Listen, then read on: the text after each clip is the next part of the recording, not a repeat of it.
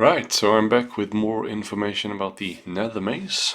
We have got ourselves now the fighter cards from both of these warbands, and I will start off by talking about the Skaven warband, Skittershank's Clawpack, which is the one I'm definitely most excited about. The leader here, Skittershank, who is an assassin, is accompanied by Snipppadpaw, is also an assassin, and what I would assume to be the lieutenant. We have also got a second fighter with 3 wounds. He's called Creepkin Whisper, and then we have 2 minions with 2 wounds each, Crouched and Skulk. We have also got ourselves a preview on one of the upgrades, the inspired side of Skittershank, and one objective, search objective, and 1 ploy. And so yeah, that's about it. So let's go over the fighter cards. First up, we have the uninspired side of Skittershank. All of these Skaven are moving 5 hexes, uninspired as well as inspired. Skittershank, the leader, starts with 2 dodge. So if we want to make a direct comparison here with Spite Claw, which I think is something worth doing, because we are seeing a Skaven warband with 5 fighters. So same movement, better defensive capabilities, because he's uninspired 2 dodge. Squitch is only 1 dodge uninspired. He's obviously very easy to inspire though, so it's not a huge advantage here for Slink compared to Squitch. 4 wounds, same as Squitch. He has got worse reach though, just range 1, Squitch is range 2. He is rolling 3 swords instead of 2 hammers, so slightly more accurate, I think 1% or something like that, and as soon as you have assist, 3 swords is superior. Also, bigger chance to roll crits. And 2 damage is the same damage output as Squitch on the uninspired side. Squitch do have the weird, if you crit you cleave, which is pretty useless, because if you crit you most of the time don't really need cleave. Pretty similar in terms of accuracy and damage output. He does have Grievous though, so rolling 3 swords you have like a I think it's like a 38% chance to roll a crit, so big percentage of the time you will actually do 3 damage uninspired, and against leaders even greater than so, because you have the Marked for Death special ability, which lets you re-roll 1 attack dice in this first attack actions that targets an enemy leader, and that's for every attack action, not just the printed one, which is the paired Weeping Blades. And the inspired condition here is 1 or more enemy leaders are out of action, or an enemy leader has 4 more wound counters. And the second part there is really nice to see, since, yeah, obviously bringing down Kanan, Rothkorn or Mollog is really hard. Putting 4 wounds on them is a bit easier though. And we will see slightly easier inspired conditions for the other guys as well. Move over to his inspired side. So move, defense and wounds stay the same, and his Weeping Blades go up with 1 dagger. And with a reroll against leaders, that's basically 5 swords you're rolling there, with 2. So Squitch has 3 damage inspired, if you compare him to Squitch. So slightly more reliable damage output, but the attack profile is way more reliable here with 4 swords compared to 2 hammers. And especially then, as I said, against leaders with a reroll. Yeah, not much else to say there. So let's look at the other fighters in this warband. We do have Snipppadpaw, who's an assassin, the only other assassin apart from the leader. He's also starting on 5 move, 2 dodge, 3 wounds. He has sword and fighting claw. He's rolling 3 swords, 2 damage, so similar to the leader, but without Grievous. His inspired condition is exactly the same as the leader's, and he also has the Marked for Death reroll versus leader ability. He does also have a pretty cool reaction. It's called Smoke Bombs. Uses after this fight's activation.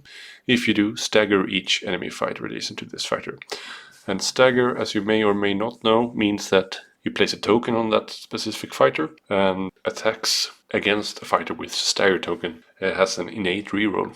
So basically you could have 2 rerolls against the leader for the duration of the round, so the token goes away as soon as that fighter is given guard token or the end of the round rolls around, when every token is cleared basically off the board. So that's all we know about him. We don't have his inspired side, so same inspired condition, same defense profile, and move as the leader. Basically same profile for attack as well, but without a Grievous. But the stagger here is really nice. Creep Kin Whisper is the other guy with 3 wounds. Same defense profile there. He also starts with 2 dodge. So compared to Spiteclaw Swarm, which only has actually 1 fighter who starts with 2 dodge, which is the Lurking Skaven, which I usually place the furthest up on the board, kind of like a bait. Fighter from the opposite team charges in, possibly missing an attack, and then you can just swarm him. So Lurking Skaven was really nice to put up front, but now that we have Scritch 2.0, maybe one of these guys will do the job. He has, can't really see the name of the attack, Trifang, Triskfile and Net or something like that. It's really hard to check, but it's 3 range, 2 hammers and 1 damage, and has the Barb's special ability. And that special ability is a reaction of his attack action. If this succeeded, give the target 1 net counter. After a fighter with 1 or more net counters makes a move action, deal 1 damage to that fighter and remove those net counters. At the end of the round, clear all net counters. So it can really make moving with a fighter hurt, and that's a pretty cool ability. Yeah, I like these unique abilities with the reactions they put and stuff. That's pretty fun. Pretty hyped about both these kind of lieutenants. I mean, with Squitch's Spiteclaw, we had a clear lieutenant there with a Kirk. I guess Snip is the lieutenant here. But Creep also has 3 wounds, so yeah. But yeah, Snip is the only other assassin, so he's probably the new Kirk. Then we have 2 minions. They don't have any cool reactions. Oh yeah, I just forgot to say as well, Creep does have a slightly easier inspired mechanic. 1 or more enemy leaders are out of action, and or this fighter makes an attack action that targets an enemy leader. So he will actually inspire if he has targeted an enemy leader. He does not need to succeed with the attack. So that's pretty neat. It will take some time for whole warband to inspire though. You really need to invest a lot of activations to inspire them all, but you probably don't need to anyway. Especially these 2 guys who start on 2 dodge. The minions, Crouched. He starts with 5 move, 1 dodge, 2 wounds. So yeah, basically like your average clan rat, he has a 1 range, 2 swords, 2 damage attack, bladed, tonfa and dagger. And he also has this slightly easier inspired mechanic with just needing to make an attack action against an enemy leader. Yeah, not much to say there. 2 swords, 2 damage. Pretty inaccurate, but pretty nice to be able to deal in 2 damage. Once you have assist, 2 swords is pretty decent. Then we have the last guy, bringing up the rear here, Skulk. He has a cool sling. Eshin Sling, 3 range, 2 swords, 1 damage. And he has the same defense profile as Crouched with 1 dodge. For starters, I guess they will both inspire to 2 dodge. Seems like the Skaven thing to do. And he also has the easier inspire mechanic. So yeah, not much to say there. We also have a upgrade teased for us here. It's called Death Master. It's restricted to leader. It gives him +1 move, so that's not that exciting. But it also has the added benefit of full supports counting as successes in this fighter's attack rolls. So I don't really like cards restricted to 1 fighter, but if you need to take it, I guess having 1 restricted to the leader is a decent pick. And with 4 swords and a reroll potentially versus leaders inspired, counting full supports as successes, pretty neat. I mean, if you set up single support as well, you are really stacking the odds against your enemy here. So I have definitely seen worse upgrades being tossed around. So yeah, we also have 1 objective here. It's called Way of the Hidden Paw. It's a search duel. We haven't seen duels in a while, I guess. Score this immediately if an enemy fighter is taken out of action by a friendly fighter's attack action, and your leader supported that attack. That's pretty cool. I'm dubious about including it, but will be nice in a Rivals game to try it out. Maybe they have some fun push ploys to make this easier. 2 glory searches are generally pretty hard to achieve, but yeah. Cool, flavor-wise, a cool card. Then we have a ploy, it's called Misplaced Optimism. Choose an enemy leader in enemy territory, push the chosen leader up to 2 hexes. So I'm not really a fan of this. You have to choose an enemy leader, which may be out of action when you get this card. And he has to be in enemy territory, which is certainly not a guarantee either. I mean, I guess it's more likely with this warband that you want to stay back with your leader playing against these Skaven, but yeah, not a huge fan of that. So yeah, that's it. What did you think of the Skaven? Are you excited? I'm certainly excited. I think the fighter cards looks pretty interesting. I really like these two reactions that Snip and Creep has. And the fact that we have two fighters with range 3 without upgrades, really like that flexibility as well. It makes their inspired condition a lot easier. So yeah, let's move over to the Shadeborn. Alright, let's move over to the Shadeborn.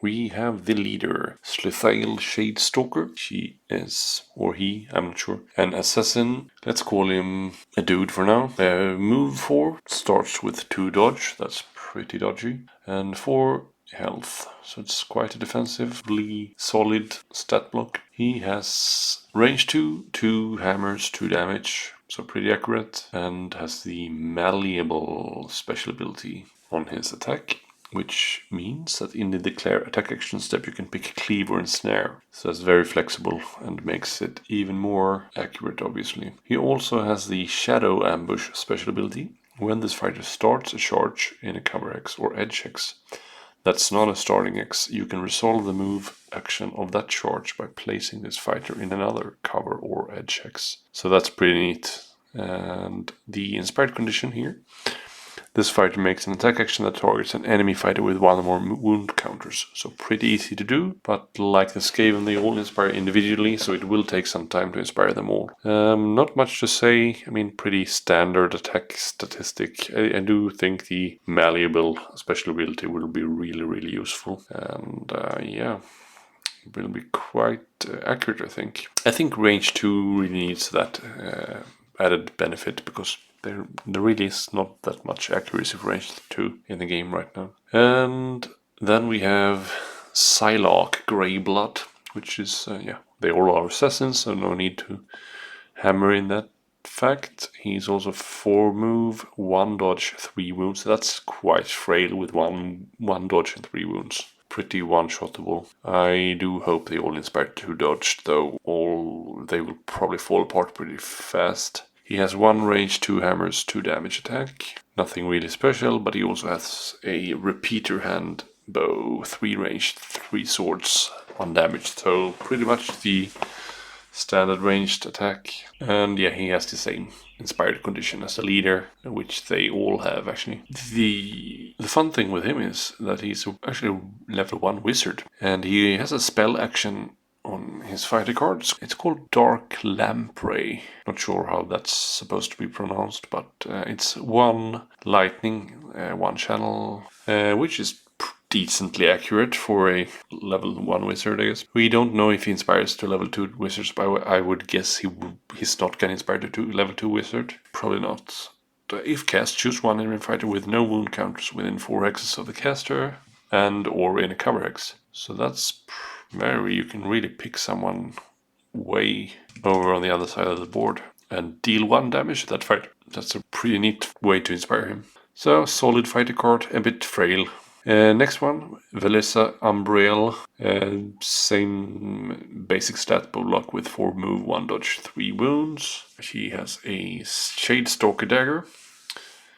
1 range, 3 swords, 1 damage, but also has combos. That's pretty nice that they are not giving up on combo yet. I thought that was kind of rotating out. And that combo can lead to, if it's successful, it can lead to the puncturing follow-up, which is 1 range, 2 hammers, 1 damage. So weaker than the lady in Morgwet's Blade Coven, which I'm now forgotten the name of, because she doesn't need to succeed with the whip attack to make the follow-up attack. But yeah, pretty nice with the combo. I guess you could build some fun stuff with that. Nothing really super exciting about this fighter card though. And lastly, we have Drusilla Viscerax, which is the same basic profile with 4 move, 1 dodge, 3 wounds. She has Glaive and Dagger, 2 range, 3 swords, 2 damage. It's pretty weird that it's called a Glaive and Dagger and has range 2, because that also kind of seems like a combo thing. dagger can't hardly reach 2 hexes, can it? Yeah, well, whatever. She has, and all these guys have actually Shadow Mark. All the guys apart from the leader has this special ability Shadow Mark, but Drusilla's fighter card is who has the full text here. And that lets you re-roll 1 dice in the defense roll while this fighter is in a cover hex. So Sylark, Valusa, and Drusilla. Valusa, Drusilla. That's why did it do that? Has the defensive reroll, so I guess that 1 dodge is slightly stronger than in cover, which is thematically cool.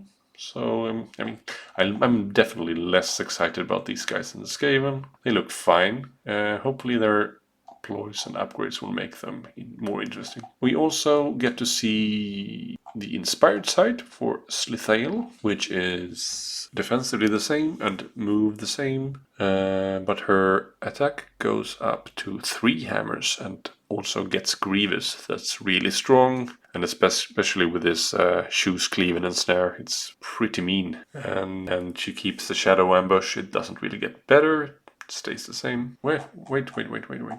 She's actually both leader and flying here. I didn't see that icon, so she has a flying ability. That's, yeah, makes her even better. Pretty neat. We also get to see one faction ploy here, which is called Smoke and Mirrors, which lets you choose 2 friendly fighters, 1 or more of which is in cover hex. Place each fighter in the hex that was occupied by the other fighter when you choose them. So, similar card to Eyes of the Nine has a similar card where you choose a fighter friendly fighter within 3 hexes and switch place with them. So, this is, I guess, even more flexible. Pretty cool card. Can probably save a fighter or save a fighter from charging. Yeah. And then we have an upgrade. It's called Ruthless Aim. It's not restricted to a fighter.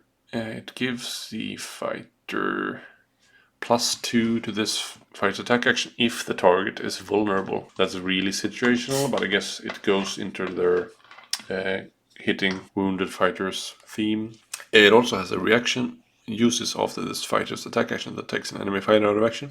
Give this fighter 1 shadow counter. Fighters with 1 or more shadow counters treat the hex they are in as a cover hex in addition to other types of hexes. Discard all shadow counters at the end of the phase. Yeah, I guess you could kind of score off of being covered with these end phases, I guess. Doesn't seem all that strong to me, given the information we have so far, but yeah. I mean, the reaction can only happen after you take someone out of action, so... And the +2 dice is only for vulnerable fighters, and I'm dubious. We also get to see one end phase objective, Sadistic Tendencies. Pretty cool title. Scores in an end phase if 3 or more enemy fighters are out of action and or have 1 or more wound counters. 1 glory. Yeah. Not super strong, I guess, but certainly not impossible. Yeah, that's basically it.